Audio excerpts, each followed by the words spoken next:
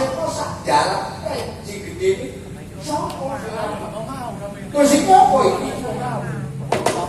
Waleh menapa Raden? Kula menika sejatosipun Anoman. Kula menika begawan kapiwara. Duke muni nalika jaman Antarayana kula menika derek dumateng Sang Prabu Rama Wijaya nggih Rama Regawa. Ewonten panjenenganipun Prabu Rama Regawa menika pados sisik melih Saksitna Kewala tiyang ingkang ireng cemani Saksitna Kewala tiyang ingkang anggaduh nur utawa cahya birumaya inggih menika titising Sang Hyang Wisnu ingkang mekaten Raden keparmo kula dipun utus kaliyan sinuwun Rama menika kedah maringaken busananipun inggih menika minangka titisin Wisnu Raden kula Narayana. Oh, dadi makmur. Iki lho. Iki contoh sing apik. Kanca-kanca menja, presiden. Wis iki lho contoh sing apik. Ing atase bedes dititipi, ya dititipi, dikalongi, ora dilongi. Lah kok contoh panjang dititipi ngomongan ditambah-tambah. Iya, betul. Omongan nek dititipi duwe wis dikurangi. Wonten. Dewo niku. Wonten. Dewo jebles. Niku jenengan menika busananipun. Sinuwun kula paduka kaduh kepadukan damel. Wis. Ngono ya, Dok. Jenengan suka gawe karo apa sih?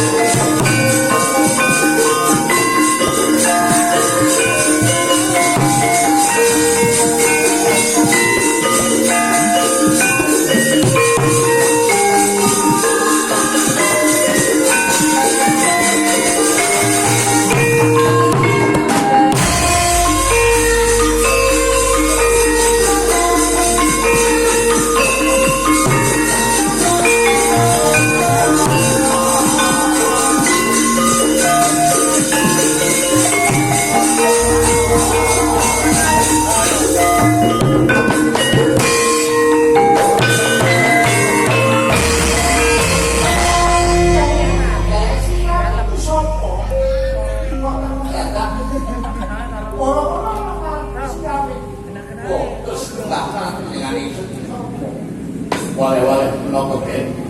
Kula menika minangka pepatihipun saking negara Ndrawati. Nggih, kula ingkang nastan Sima Ulang Jaya. Oh iya.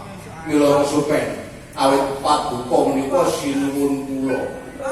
Sakniki sinuwun kula sampun wujud menungsa limrah.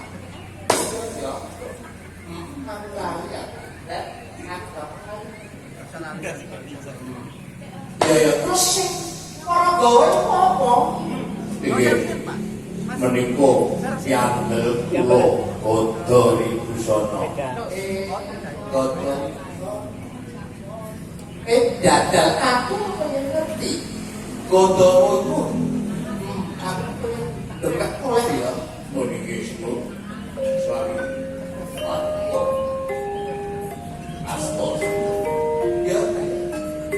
tolong